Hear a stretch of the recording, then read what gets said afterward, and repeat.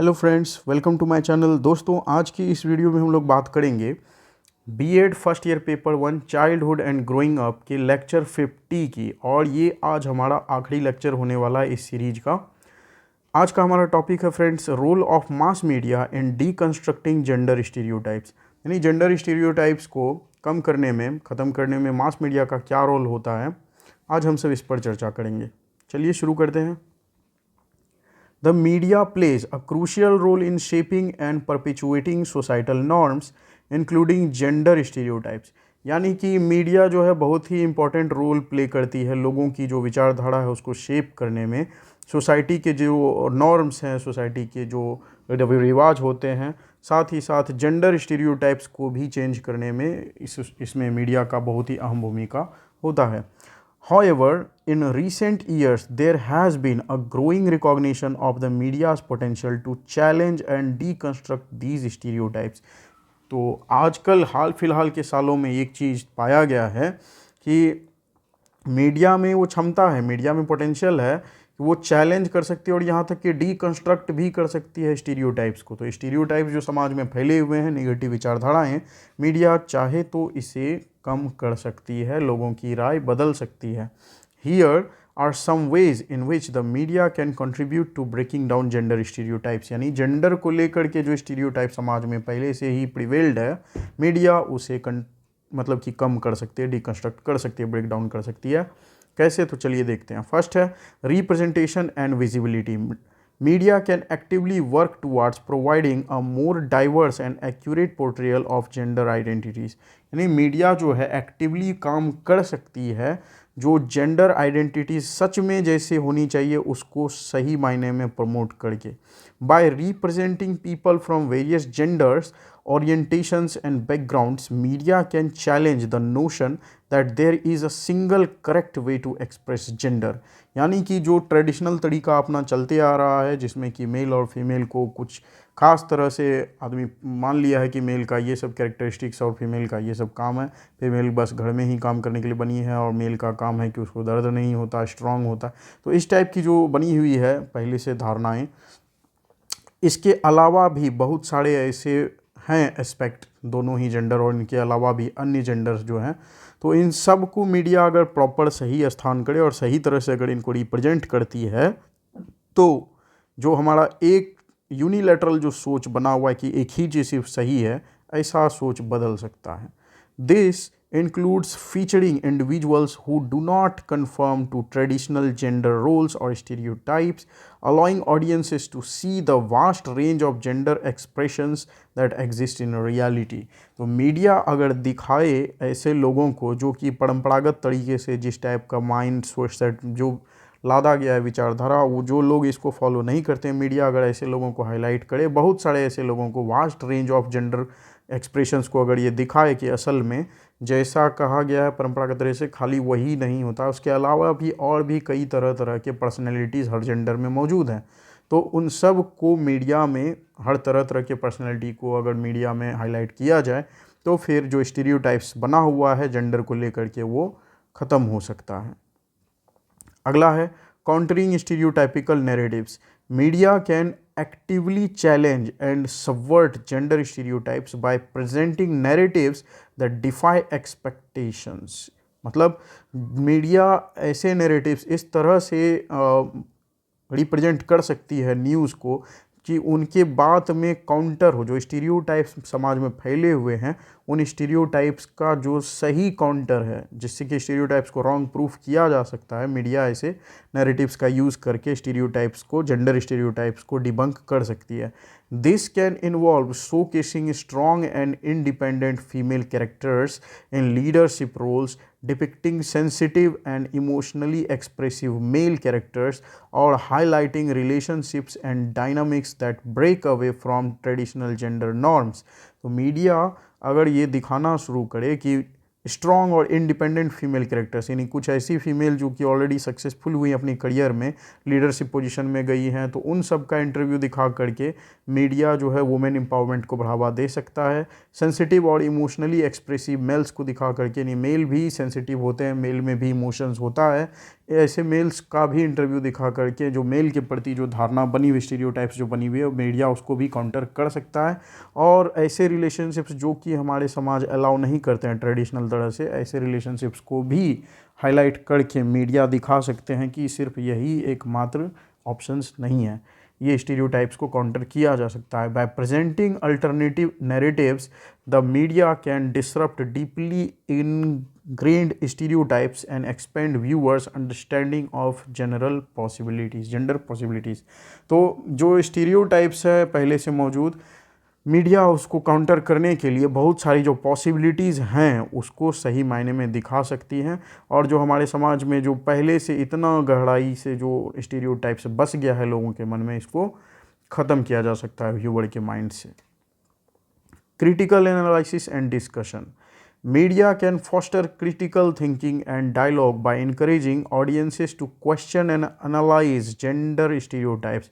तो मीडिया ऐसा भी सेशंस रख सकती है जिसमें एक्सपर्ट्स को बुलाया जाए और उसके साथ ऑडियंस जो होती हैं वो क्वेश्चन आंसर कर सकें, एनालाइज कर सकें कि असल में जेंडर स्टीरियोटाइप्स कितना वैलिड है। This can be achieved through thought-provoking content that raises awareness of the harmful impact of stereotypes and encourages viewers to reflect on their own assumption and biases। तो इस तरह की जो होनी है शो, इसमें जो कंटेंट होना चाहिए वो थॉट प्रोवोकिंग होना चाहिए, नहीं सोच को झकझोर देने वाला होना चाहिए, सोच को एक कदम आगे बढ़ाने वाला इस प्रकार का कंटेंट होना चाहिए, जिसको कि पढ़ने, सुनने, देखने, समझने, डिस्कशन करने के बाद लोगों को ये एहसास हो जाए कि उनके मन में जो स्टीरियोटाइप्स को लेकर के जो बने हुए थे व्यू, वो कितने हार्मफुल थे, और लोग अपने अंदर एक बार झांकें, जिन स्टीरियोटाइप्स को उन्होंने अपनी सोच बना ली थी वो स्टीरियोटाइप्स किस हद तक वो सही थे। Talk shows, documentaries, and news programs can provide platforms for in-depth discussion about gender roles and their societal implication। तो टॉक शो जो मीडिया के द्वारा किया जाता है, डॉक्यूमेंट्रीज ऐसी बहुत सारी हो सकती हैं, न्यूज़ प्रोग्राम्स हो सकते हैं, ये सब ऐसे प्लेटफॉर्म हैं जो मीडिया में बहुत ही इन डेप्थ डिस्कशन जहाँ पर किया जा सकता है जेंडर रोल्स और उनसे रिलेटेड जितनी भी स्टीरियोटाइप्स मौजूद हैं उनको ले करके, ताकि सोसाइटी पर इसका पॉजिटिव इम्पैक्ट हो सके कि जेंडर रोल्स के जो स्टीरियोटाइप्स मौजूद हैं वो ठीक नहीं हैं।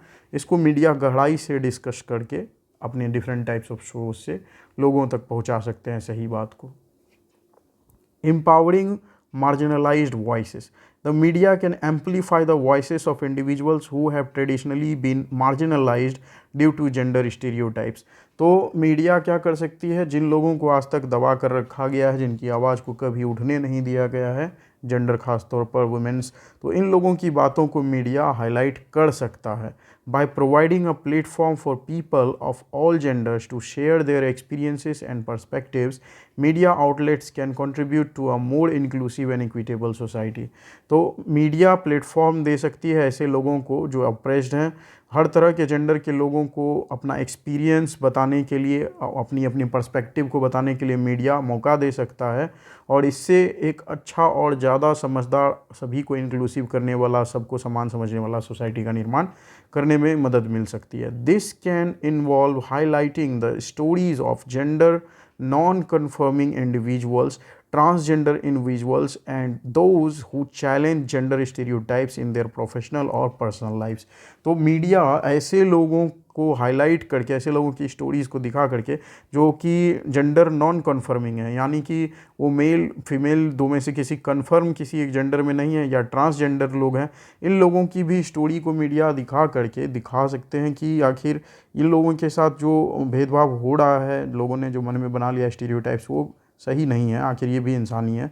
So those who challenge gender stereotypes, इस तरह से मीडिया जेंडर स्टीरियोटाइप्स को चैलेंज कर सकती है, और लोगों को जो उनके कुछ ऐसे भी लोग हैं जो अपने प्रोफेशनल और पर्सनल लाइफ्स में जेंडर स्टीरियोटाइप्स की वजह से परेशान हैं, उसको भी दिखा करके मीडिया वाले जनता की जो परसेप्शंस है, जो उनकी ओपिनियंस है, उसको चेंज कर सकती है। Advertisement and marketing. Advertisements have a significant influence on societal perceptions and expectations. तो जो ऐड किया जाता है, प्रचार प्रसार जो किया जाता है मीडिया के द्वारा तरह तरह चीज़ों के प्रोडक्ट को, इसका भी सोसाइटी के परसेप्शन और एक्सपेक्टेशंस पर बहुत ज़्यादा असर पड़ता है। By moving away from stereotypical depictions of gender in advertising, the media can play a crucial role in challenging and dismantling harmful norms.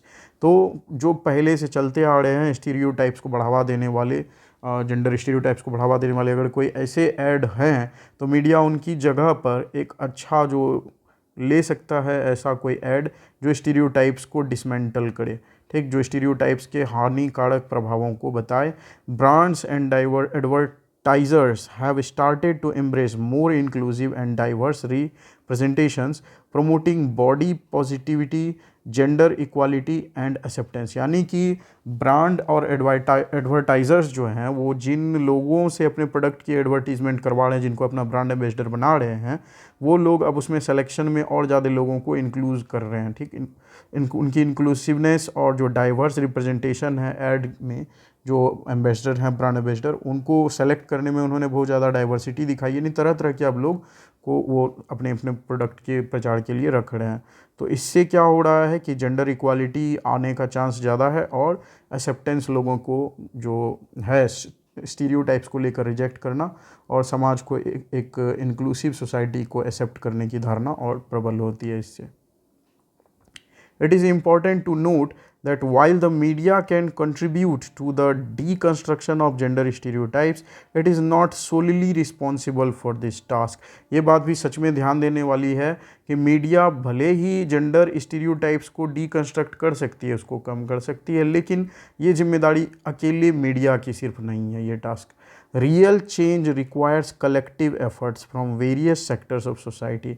नहीं, असल में अगर बदलाव चाहिए समाज में तो सिर्फ कोई मीडिया एक के प्रयास से नहीं होगा, सम्मिलित प्रयास करना पड़ेगा समाज के अलग अलग सेक्शंस को भी, इंक्लूडिंग एजुकेशन। समाज में जो एजुकेशन दिया जाता है, एजुकेशन में इन बातों को सिखाने की ज़रूरत है। पॉलिसी मेकिंग जो गवर्नमेंट के मिनिस्टर्स करते हैं, पॉलिसी मेकिंग में भी इनको एम्पावर करने की ज़रूरत है। एंड ग्रास रूट्स एक्टिविज़म, और जो समाज में जो समाज सुधारक लोग हैं उन्हें भी इसका प्रचार प्रसार करने की ज़रूरत है कि जो जेंडर स्टीरियोटाइप्स बैठा के रखे हुए हैं वो अच्छी बात नहीं है। Nevertheless, the media holds significant power and influence over public perceptions, and by consciously challenging gender stereotypes, it can help pave the way for a more inclusive and equitable future. तो ये बात सही है कि मीडिया में इतना power है, media बहुत ही ज़्यादा महत्व रखती है कि लोगों की परसेप्शंस को चेंज कर सकती है मीडिया, अगर वो बार बार लगातार प्रयास करे जेंडर स्टीरियोटाइप्स को ख़त्म करने का, और इससे हमारा एक मोर इंक्लूसिव, बेहतर और समता पर आधारित जो समाज है, एक बेहतरीन समाज का एक भविष्य में वो रास्ता साफ हो सकता है। इस वीडियो में इतना ही friends, thank you for watching this video. ये सीरीज़ कंप्लीट हो गया। अब अगली वीडियो आपको मिलेगी पेपर 2 पर, यानी कि बीएड फर्स्ट ईयर का पेपर 2 जो है कंटेम्प्रेरी इंडिया एंड एजुकेशन, उसकी वीडियोस आपको अब नेक्स्ट लेक्चर से मिलने लगेगी। उसका भी एक कंप्लीट सीरीज चलेगा लेक्चर 1 से लेक्चर 45 तक का। जल्दी ही आपको वो सारी वीडियोस देखने को मिलेंगी। So stay tuned, keep watching my videos. Thank you for watching this video again.